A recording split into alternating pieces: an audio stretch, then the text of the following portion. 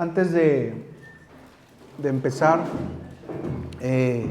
quiero dar gracias a Dios porque están aquí mis papás y por la misericordia que Dios tuvo con mi mamá, ¿verdad? En el tiempo que tuvo esa dificultad. Gracias a Dios de que están aquí, gracias a Dios de que el Señor los trajo con bien, y es una manera, ¿verdad?, de dar testimonio de que Dios tiene misericordia con su pueblo. Y bueno, después de este pequeño paréntesis, les voy a pedir que abran sus Biblias en Lucas capítulo 11, versículos del 1 al 4.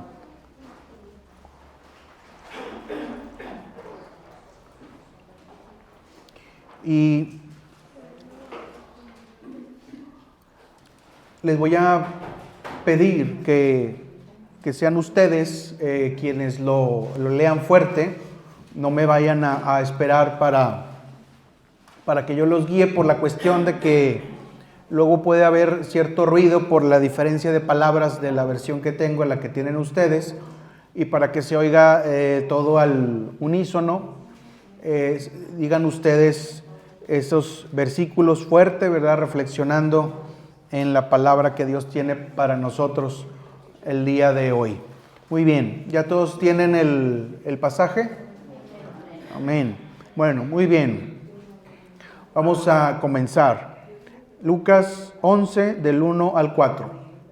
Aconteció que estaba Jesús orando en un lugar, y cuando terminó, uno de sus discípulos le dijo: Señor, enséñanos a orar, como también Juan enseñó a sus discípulos. Y les dijo: cuando oréis, decid: Padre nuestro que estás en los cielos, santificado sea tu nombre.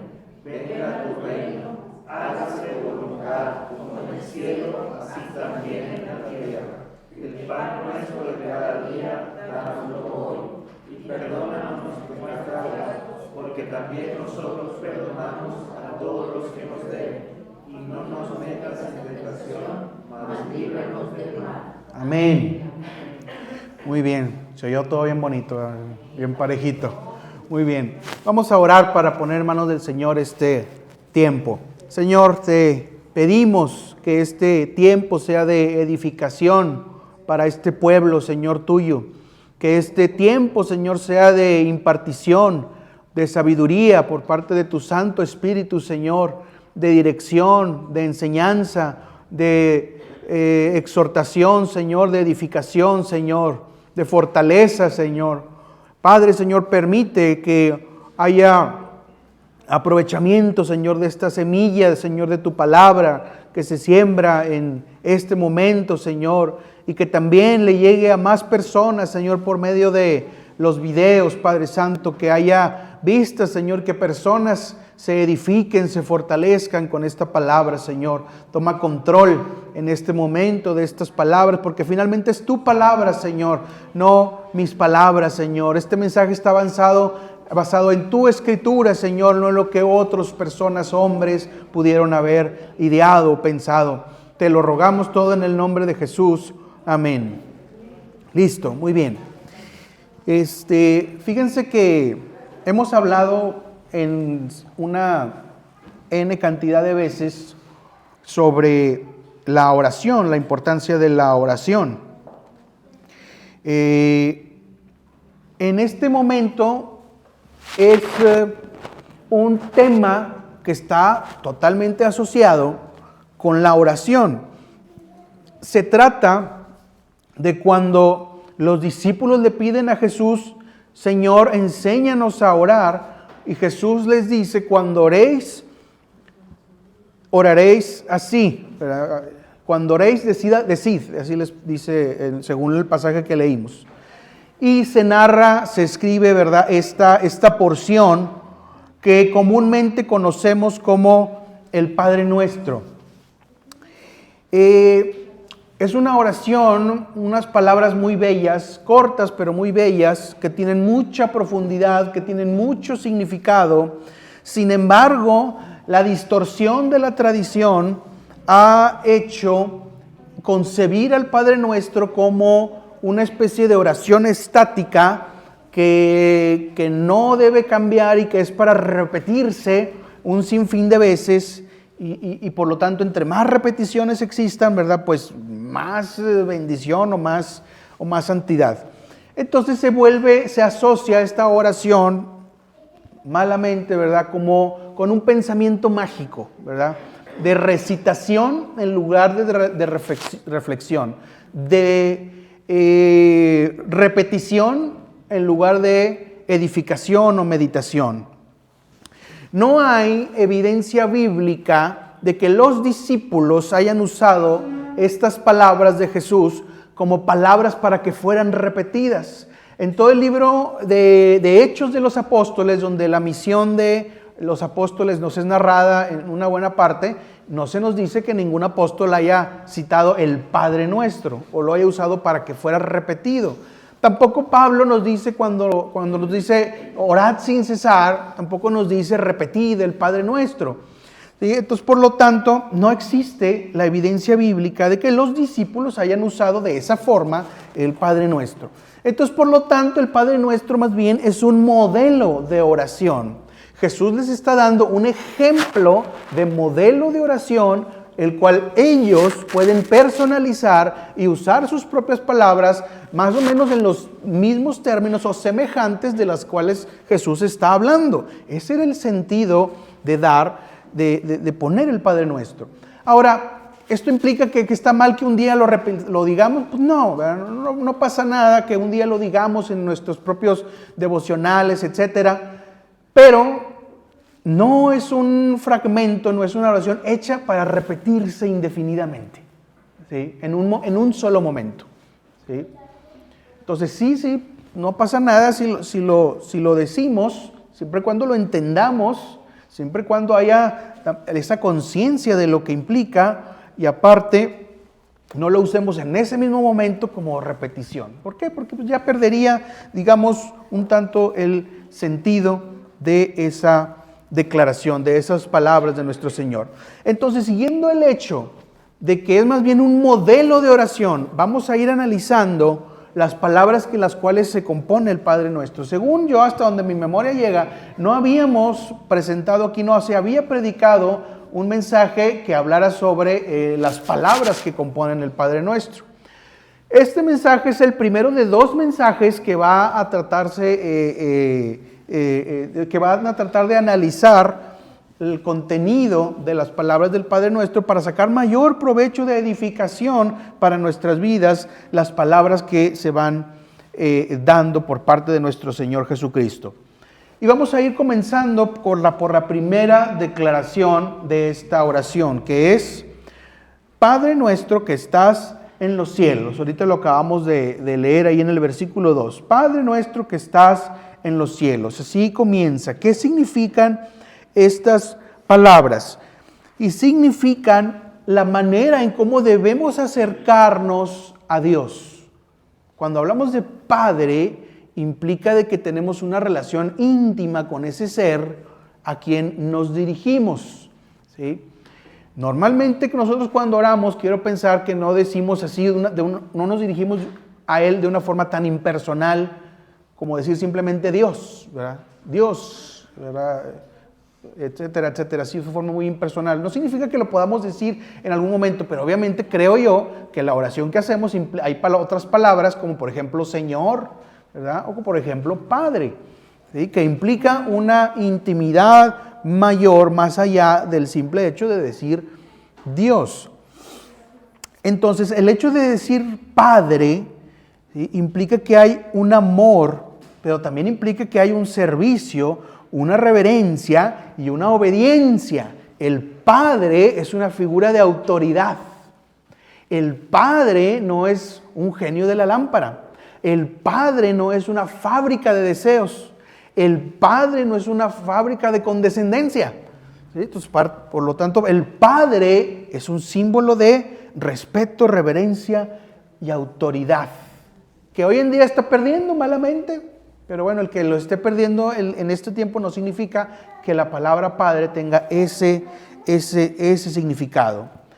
Y ahora nos acercamos a Dios con esta palabra Padre, con un amor total, con un amor consciente y pleno.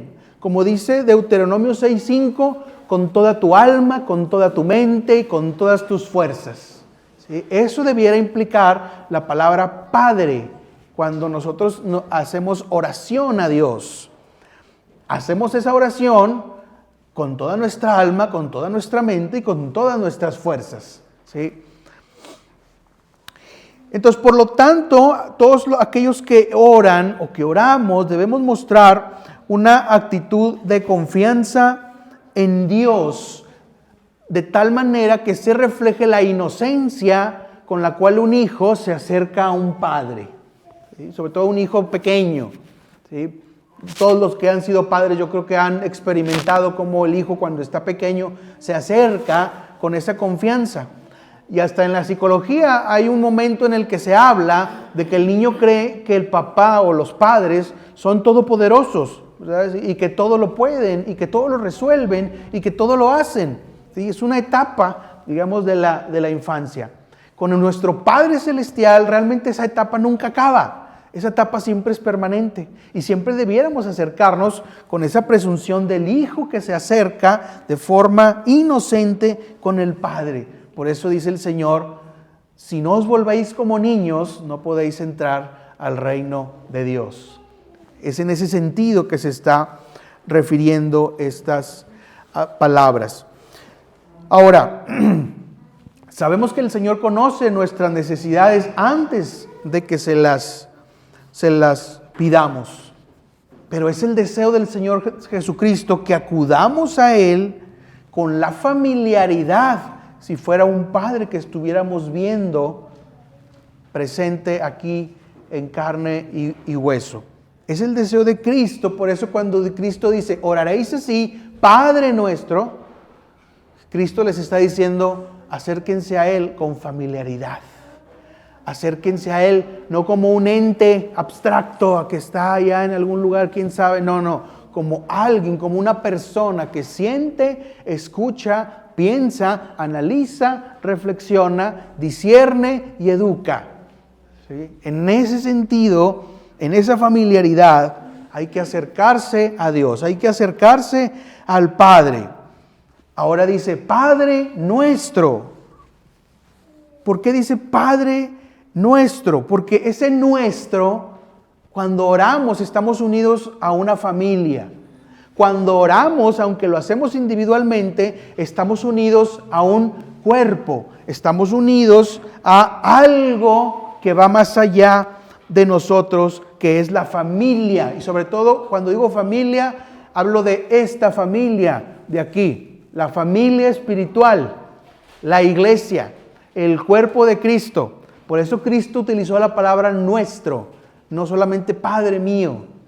Aunque se puede decir Padre mío, pero el sentido que Él le quiso dar en ese momento es de que ese Padre es Padre de todos, es Padre de ese cuerpo donde nosotros estamos, es Padre de ese cuerpo donde nosotros recibimos apoyo, donde nosotros recibimos aliento, donde nosotros recibimos y fortalecemos esperanza y nos edificamos para continuar en las luchas y nuestras tribulaciones de la vida. Acompáñenme por favor a Efesios capítulo 2, versículo 19.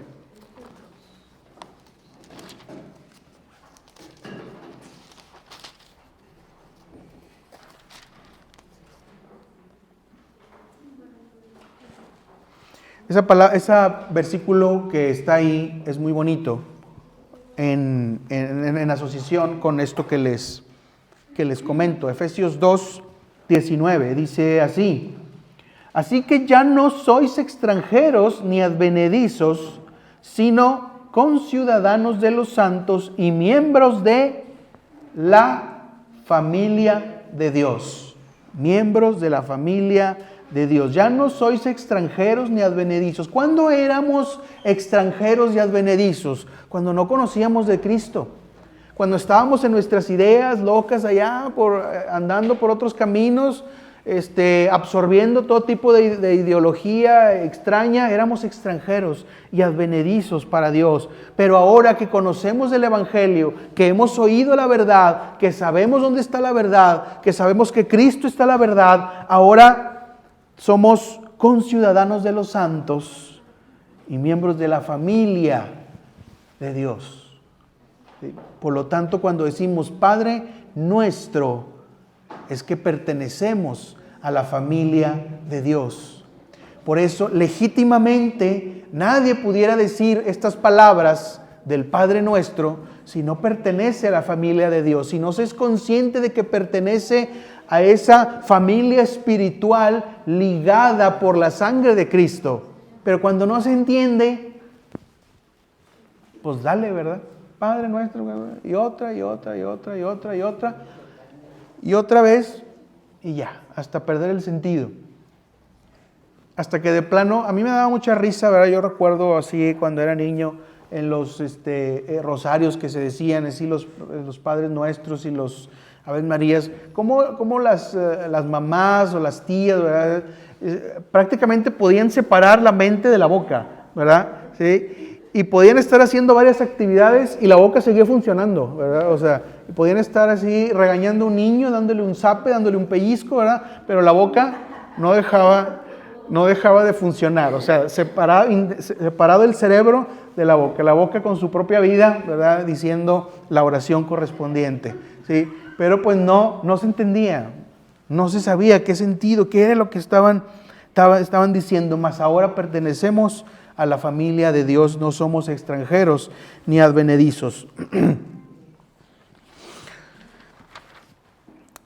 Decir también nuestro implica cercanía, amor, comprensión. Dios está en el cielo, porque el cielo es su trono y la tierra es el estrado de sus pies. Dios está sobre nosotros, pero también está más allá de nosotros y está entre nosotros. ¿Sí? Eso es la parte más maravillosa de esta realidad espiritual. Otra palabra del Padre nuestro es santificado sea tu nombre. Santificado sea tu nombre. El significado de nombre en la cultura hebrea va algo más allá de lo que nosotros entendemos por el concepto de nombre. Para nosotros decir nombre, pues es tu nombre, ¿verdad? Mi credencial de lector, ¿verdad? Dice mi nombre, pues ahí está mi nombre, ¿verdad? Sí, ahí está. Sí. Y ya, ¿verdad? Ese es el concepto que tenemos en nuestra cultura de nombre. Pero en la cultura hebrea decir nombre era referirse a toda la personalidad de aquel que es nombrado con ese nombre. Utilizar tu nombre, ¿sí?, era utilizar tu propia persona. Usar tu nombre era referirte a tu propia persona, pero no como un ente en medio de un mundo confuso, sino tu personalidad específica, todo tu ser, tu personalidad, tu poder, tu gracia, tu carácter, tu naturaleza, ¿verdad? Todo eso implicaba la palabra nombre. Por lo tanto, se dice en esta oración, santificado sea tu nombre, porque el nombre de Dios encierra su naturaleza, su carácter, su pureza, su santidad, su omnipotencia, su omnipresencia, ¿verdad? Todos los atributos del Señor están señalados en el nombre.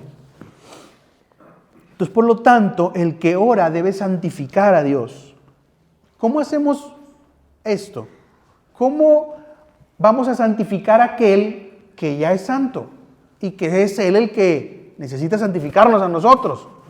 ¿Sí?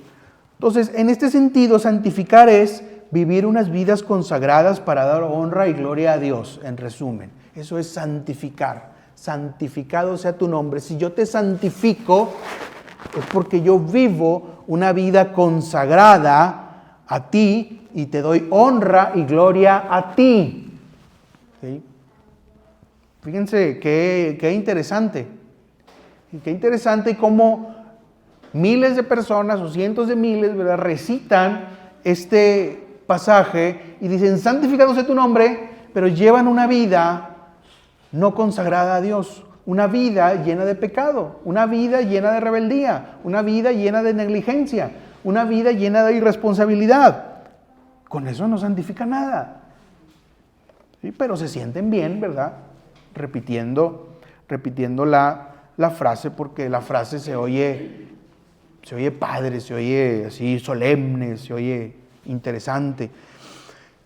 Entonces la rebeldía a las ordenanzas de Dios, la rebeldía a los mandamientos de Dios, es una forma de no santificar el nombre de Dios. Entonces hay que tener más reflexión y cuidado al momento de decir, santificado sea tu nombre. Vayamos al siguiente pasaje que está en Números, el libro de Números, al comienzo de la Biblia. Génesis, Éxodo, Levítico, Números 27,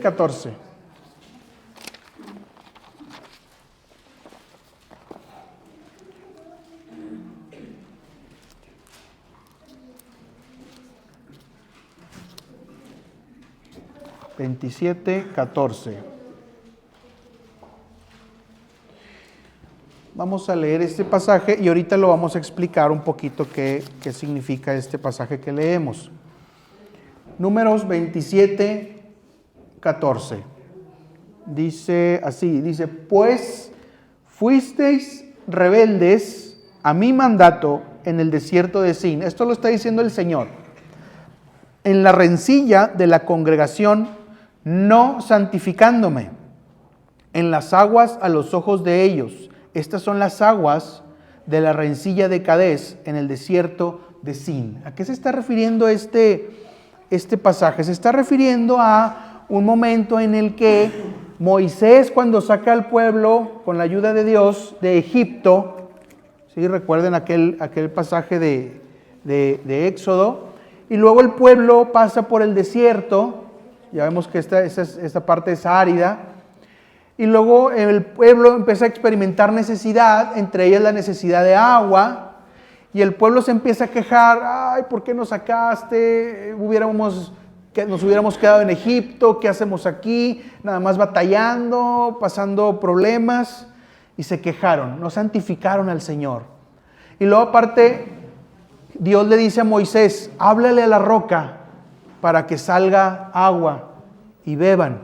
¿Y qué es lo que hace Moisés?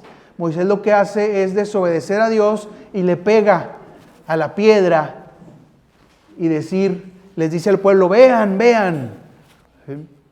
Y obviamente el pecado de Moisés ahí está en que primero no obedeció lo que Dios le dijo y en segunda que él llamó su atención hacia sí mismo en lugar de a Dios. Y por lo tanto no santificó el nombre de Dios. Por eso Dios dice en esa palabra, en la rencilla, en la rebeldía, donde actuaron, no santificándome, donde violaron los mandamientos que yo les dejé. El otro día vi un video que se hizo viral ahí, no sé si lo han llegado a ver, donde en una iglesia luterana de Estados Unidos, una madre de familia presenta a su hija que nació hijo, ¿sí? Pero que ahora es niña. Y se la presenta en la iglesia y lo habla de una forma muy padre. Ay, es que ella es bien agradable y le cae bien a sus maestros y es hija de pastor y le gusta cantar en el coro y no, bien bonita que es esta hija mía que nació hijo. Y la gente aplaudiendo. Qué padre. Y en una iglesia. Ya no estamos hablando ahí en un mitin político, en una iglesia. Nos estamos yendo a un ejemplo extremo, pero que este ejemplo extremo nos ayuda a vislumbrar que de esa manera no se está santificando a Dios. No santificamos el nombre de Dios cuando pasamos de esa manera por sus mandamientos. Cuando atropellamos sus mandamientos y tomamos sus mandamientos como cosa de nada, como cosa que cambia, como cosa que acomodo, como cosa que caduca. Entonces ahí no hay santificación a Dios, ahí no hay santificado sea tu nombre. Ahí ya mejor ni digamos santificado sea tu nombre. Santificamos a Dios cuando somos compasivos, misericordiosos, no maledicientes, bendecimos a otros y hacemos la voluntad de Dios y que los otros vean y testifiquen que seguimos el camino de la voluntad de Dios. Ese es santificado sea tu nombre. La siguiente frase de esta oración: venga tu reino, venga tu reino. Cuando la Biblia se refiere al concepto de reino de Dios, está refiriéndose a la esfera donde se manifiesta la voluntad y la soberanía de Dios. Ese es el reino de Dios. Cuando Cristo inició su ministerio, cuando Juan el Bautista también estaba haciendo su ministerio, anunciaban la llegada del reino de Dios. Y el requisito para pertenecer a ese reino de Dios era arrepentirse de sus pecados. Si recuerdan que Juan bautizaba en el Jordán, y iban y confesaban sus pecados y los bautizaba y entraban al reino de Dios. Entonces, para Cristo, el reino de Dios significaba el gobierno de Dios en los corazones de los hombres. ¿Quién gobierna tu vida? El reino de Dios es el gobierno en el corazón de aquel que se arrepiente, que rechaza el pecado, que le da la espalda al pecado, le da la espalda a una vida que no honra a Dios. Ahí está el gobierno de Dios, ahí está el reino de Dios. Dios gobierna tu vida, Dios reina en tu corazón, el reino de Dios ha nacido en tu vida. ¿Qué áreas de tu vida aún no son gobernadas por Cristo? ¿Qué áreas de tu vida, porque a veces somos muy eclécticos así nosotros, como que este pedazo de aquí para acá, ahí sí está el reino de Dios, pero de aquí para acá, ahí ya no está el reino de Dios, ¿verdad? Todavía no le permitimos a Dios, no, eso no, ¿sí? Ni me toques ese baile, ¿verdad? Sí, porque por ahí no juego, ¿sí? Entonces, ¿qué áreas de nuestra vida todavía no se las hemos entregado al gobierno de Dios, al reino de Dios? ¿Qué pensamientos, qué palabras, qué actitudes todavía no están bajo la soberanía de Dios? Acompáñenme al Evangelio de Lucas.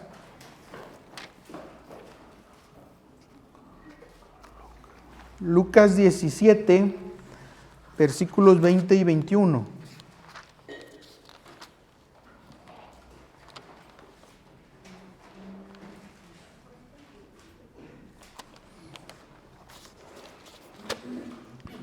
Lucas 17, versículos 20 y 21, siguiendo con este concepto del reino de Dios. Lucas 17, versículo 20 y 21 dice así: preguntado por los fariseos, o sea, los fariseos le preguntan a Jesús, ¿cuándo había de venir el reino de Dios? Porque los fariseos tenían en su mente un reino visible, un reino político, un reino que los viniera a liberar de sus opresores, los romanos. Eso era lo que los fariseos tenían en su mente. Entonces, los fariseos le preguntan a Cristo, ¿cuándo había de venir el reino de Dios? Jesús le respondió y dijo, el reino de Dios no viene con advertencia, ni dirán, aquí está o ahí está, porque el reino de Dios está en medio de vosotros. Este es el reino de Dios. Dios ejerce su voluntad, su soberanía entre nosotros. Pero no más sobre nosotros, sino todo el mundo. Pero nosotros, ¿sí? En nosotros reina Dios en lo interior de nosotros, en nuestros corazones. Y ahí reside el Espíritu Santo. Porque somos parte de la familia de Dios, como decíamos hace un momento. Entonces, eso es lo que implica, venga tu reino. ¿Sí? Pero también, cada vez que decimos, venga tu reino, es una invitación, es un anhelo de que el Señor Jesucristo venga por segunda vez. Y que establezca su voluntad y que el reino de Dios esté plenamente realizado en todo su significado, en toda su realidad. Está fundado ya el reino de Dios, pero cuando Cristo venga por segunda vez, ese reino se va a manifestar en toda su plenitud. ¿Sí? Eso es, venga tu reino. Entonces tiene dos sentidos. Reina en mi corazón, en mi vida, ¿sí? Y invito al Señor Jesús a que venga y establezca su reino por segunda vez y que se manifieste de forma plena y que todo mundo vea su gloria. La siguiente frase del Padre Nuestro es: hágase tu voluntad. Y esto también es muy pintoresco, ¿verdad? Porque también se repite y se repite, ¿verdad? Esta frase, hágase tu voluntad y hágase tu voluntad y hágase tu voluntad. Y millones de veces en nuestra vida tal vez lo escuchamos o lo dijimos, dependiendo por qué camino nos llevaba el Señor. Y se decía, hágase tu voluntad y hágase tu voluntad. Pero lo último que pensábamos era hacer su voluntad realmente. O bien, pensábamos que lo que yo quería o lo que yo deseaba, eso era la voluntad de Dios, y por lo tanto, pues a gusto, ¿verdad? Con todo el confort decíamos, hágase tu voluntad, porque pues es que esto es lo que yo quiero, seguramente tú que eres tan bueno, ¿verdad? Coincidirás conmigo en que este deseo que yo tengo sea tu voluntad, pero no necesariamente es así. Si deseamos que el reino de Dios se manifiesta en toda su plenitud, entonces debemos estar dispuestos a aceptar la voluntad real de Dios. Dios desea ser Señor de nuestras vidas. Esto requiere cambios que causan problemas con frecuencia. Deseamos que Cristo sea nuestro Salvador.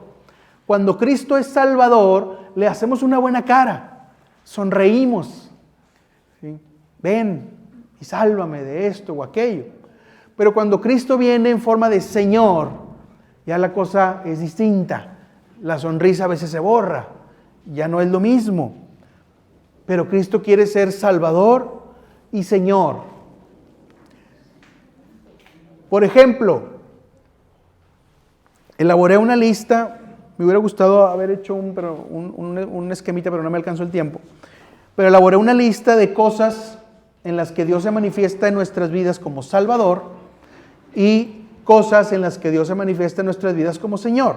Por ejemplo, como Salvador, perdona mis pecados, o Él perdona nuestros pecados. Todos queremos que nuestros pecados sean perdonados. ¿Sí? Ahí está Cristo ejerciendo como Salvador. Pero como Señor te dice, perdona a tu ofensor. Perdona al que está al lado tuyo. Yo ya te perdoné, Salvador. Ahora perdona a tu prójimo, Señor. ¿Sí? Como Salvador, queremos que Cristo nos lleve al cielo. Queremos vivir en el cielo. Tenemos ese anhelo algún día en nuestra vida. Pero también luego, como Señor, a veces tenemos que decir que no en diversas cosas a amigos y familiares. Queremos ir al cielo, pero no podemos sostener la voluntad de Dios delante de la gente. ¿Sí? Salvador al cielo, Señor delante de los hombres. ¿Sí? Queremos que como Salvador el Señor nos dé salud. Que nos dé salud. Yo creo que todos estamos de acuerdo en eso. Pero como Señor, el Señor nos dice, controla tu temperamento. Y ahí es donde luego, pues sí, sáname, Señor, pero pues yo así soy. ¿Verdad? Pues, ¿quién me aguante? ¿Verdad? Bueno, ahí ya, quieres que sea Salvador, pero no quieres que sea Señor. También, como Salvador queremos que el Señor nos dé sustento y comida. Eso nadie pone ningún pero. Sí, dame sustento y comida. Pero te dice como Señor, pon tu dinero al servicio del reino de Dios. Ay, pues, fíjate que ahorita ando pasando por unos momentos muy difíciles. Sí, te lo debo. Anótamelo ahí. Como los changarritos así de antes. Salvador, Señor. Queremos que el Señor nos dé paz. Pero como Señor no estamos dispuestos a enfrentar, dar testimonio frente al mundo y que nos etiqueten de retrógrados, de lo que ustedes quieran, que hoy en día se suele calificar a los cristianos. Queremos sentirnos bien. Salvador, Jesús Salvador. Pero no nos queremos, como Señor, no nos queremos sacrificar para oír la palabra de Dios. Hazme sentir bien. Ve a oír palabra de Dios. Pues a ver si puedo. Salvador, Señor. Queremos que el Señor Jesús nos dé armonía en el hogar. Como Señor, nos pide que pongamos disciplina en el hogar. No, pues que siento muy feo. Bueno, Salvador, Señor. ¿Sí? Entonces, hágase tu voluntad implica que sí, Él es nuestro Salvador, pero es Él también nuestro Señor. Y como Señor, tiene el ejercicio de la autoridad y de la soberanía en nuestras vidas, en nuestro entorno, en nuestro pensamiento. Vamos por favor al Salmo 40. Como que hay unos temblores ahí, ¿verdad? Es el aire, ¿verdad? A ver si...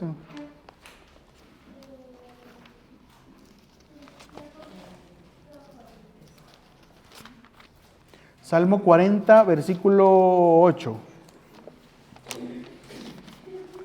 Quiera Dios que digamos, como dice aquí el salmista. Salmo 48 dice, el hacer tu voluntad, Dios mío, me ha agradado, y tu ley está en medio de mi corazón. Haga suya estas palabras. Quiera Dios que nosotros tengamos la capacidad de decir, junto con este salmista, hacer tu voluntad, Dios mío, me ha agradado, aunque esa voluntad sea a veces difícil de hacer.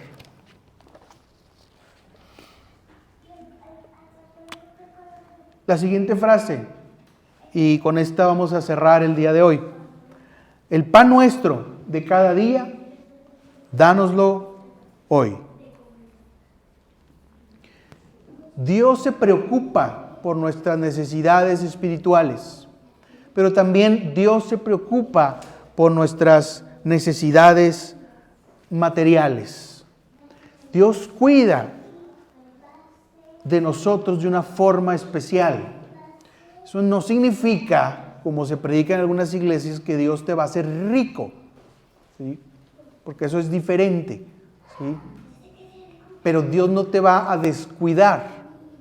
Dios siempre te va a proveer aquello que necesitas, tus necesidades materiales. Pero es que necesito un iPhone con un modelo así de esos avanzados que ya no me lo sé, ¿verdad? Han salido como 50, ¿verdad? Un iPhone 50 7K, ¿verdad? Necesito, ¿verdad? Pues bueno, Dios no es partícipe de necesidades creadas por la mercadotecnia, ¿sí?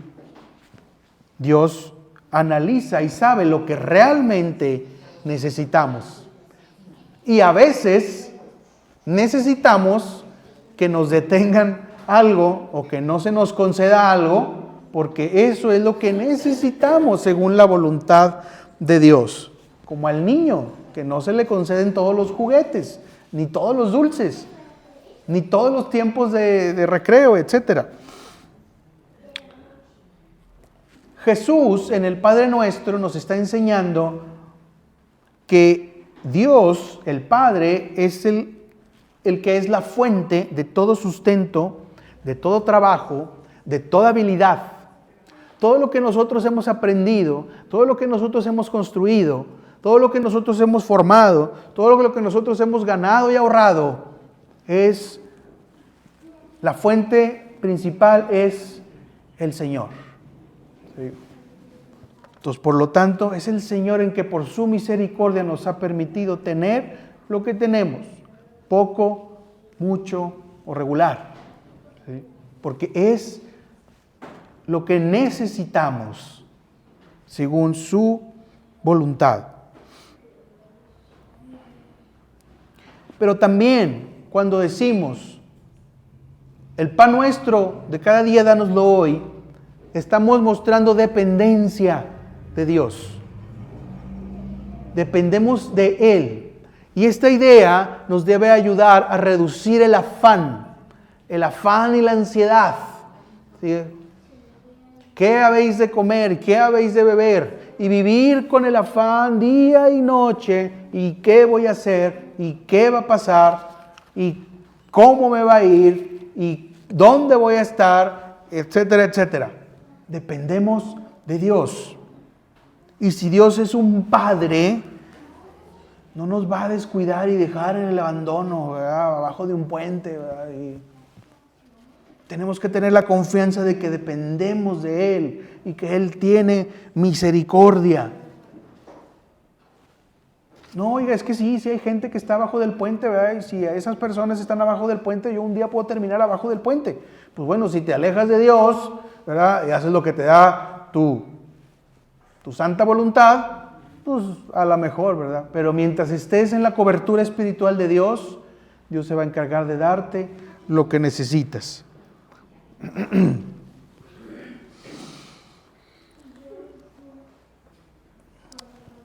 El pan nuestro de cada día, dánoslo hoy, también implica nuestra salud, con la cual podemos trabajar para conseguir ese pan, ese sustento. Dios se encarga también de nuestra salud y nos da la capacidad de trabajar no para que lo que obtengamos lo disfrutemos de forma egoísta y exclusiva en mi propia personalidad, en mi propio yo, sino que entre más Dios nos prospere es con un propósito, y ese propósito tenga la certeza y la seguridad que es compartir con otros. ¿Sí? Dios no solamente te prospera para que disfrutes tú, no te prospera solamente porque le caíste muy bien y eres especial por encima de los demás. Te ha prosperado porque te quiere usar como instrumento para ayudar al reino de Dios y ayudar a tus semejantes que están en necesidad. Para eso Dios también te ha prosperado. Entonces no depende de nuestros méritos, depende de la bendición de Dios. Es Dios el Padre el que nos da ese pan nuestro de cada día, día tras día. Para cerrar este tiempo, vayamos al siguiente versículo. Mateo 6.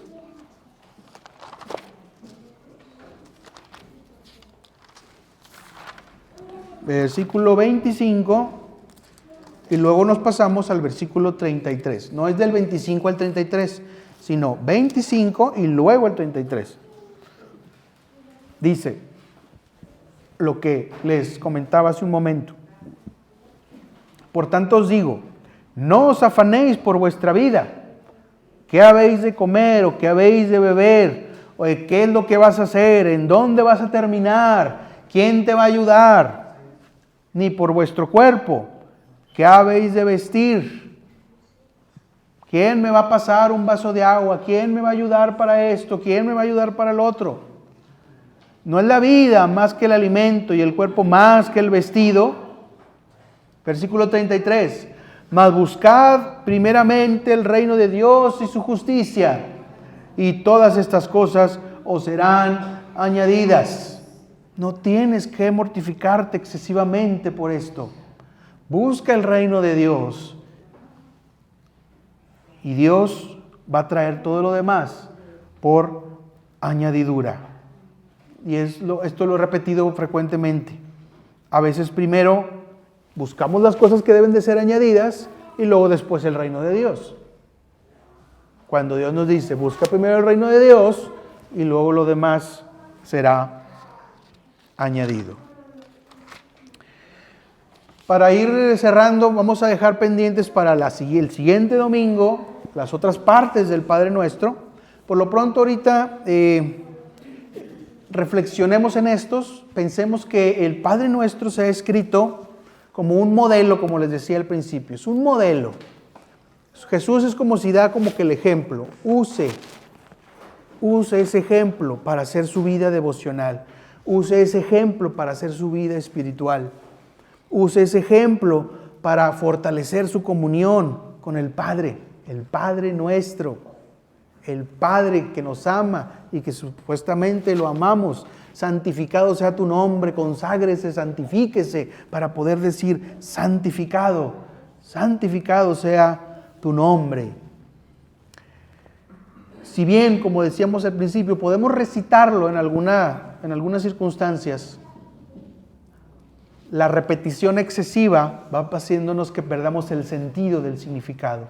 Más bien úselo para meditar, para reflexionar, para construir su propia oración y que esas oraciones se vean fortalecidas por el patrón que Jesucristo nos enseña, que les enseñó a sus discípulos y que la palabra de Dios quiso que quedara en su palabra registrado para todas y todas las generaciones que iban a venir adelante de ellos, por los siglos de los siglos, hasta que Él viniera por segunda vez. Muy bien, vamos a ponernos de pie para orar.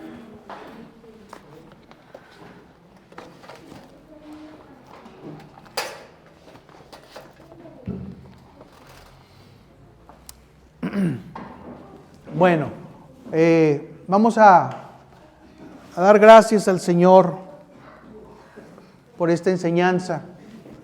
Vamos a meditar en el significado de cada parte que vimos aquí. Padre nuestro que estás en los cielos, santificado sea tu nombre, venga tu reino, hágase tu voluntad, danos el pan nuestro de cada día, dánoslo hoy. ¿Qué significan esas palabras? ¿Cuál es la profundidad que encierran esas palabras?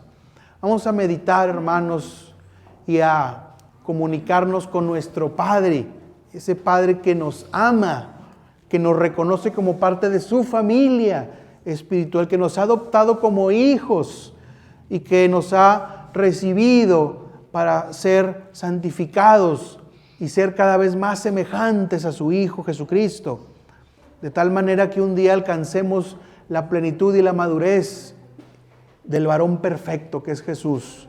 Vamos a orar. Señor, te damos gracias por esta palabra en este momento.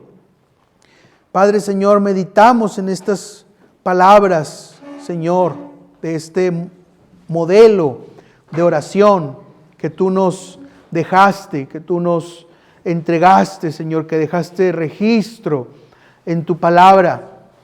Permite, Señor, que sintamos ese amor tuyo en nuestras vidas, ese amor de padre hacia hijo, que ningún trauma, Señor, nos estorbe, que ninguna idea negativa nos estorbe, que ninguna idea soplada por el enemigo en nuestra mente nos estorbe y nos haga dudar del amor, Señor, que tienes hacia tus hijos, Señor, hacia tu pueblo, Señor, que está aquí presente. Permite que podamos decir con plena confianza, santificado sea tu nombre. Permite que sigamos tus caminos, permite que seamos consagrados a ti, permite que no nos desviemos ni a izquierda ni a derecha y que podamos decir en toda plenitud, santificado sea tu nombre, santificado sea tu nombre. Reflexionemos sobre lo que esto implica. Venga tu reino, vive en ti, hermano, el reino de Dios. Está en ti, en tu corazón, el reino de Dios, ejerciendo soberanía sobre todas las áreas de tu vida, sobre tus pensamientos, sobre tu forma de hablar, sobre tu familia, sobre tus hijos pequeños, sobre todas las cosas que haces, aquello que decides, aquello que le das importancia, aquello que das prioridad, aquello que sigues. Tu reino, el reino de Dios está viviendo en ti. Padre, te rogamos, Señor, que tu reino, tu soberanía sea sobre nosotros. Que la marca de esa soberanía sea que nos hemos arrepentido de nuestros pecados, que hemos conocido tu verdad, tu palabra es verdad, y que aquello que tú repugnas, Señor, y aborreces en tu palabra, nosotros también debemos de rechazar y hacer a un lado de nuestra vida, quitarlo de nuestra vida, Señor, y hablar y dar testimonio al mundo cuando el mundo está mal, Señor, cuando el mundo está en error, cuando el mundo va siguiendo sus propios deseos. Danos firmeza, que seamos embajadores de tu reino, para que en el momento en el que tú vengas por segunda vez, podamos decir orgullosos que no te negamos delante de los hombres, porque dice tu palabra que el que me niegue delante de los hombres, yo lo negaré en el día postrero.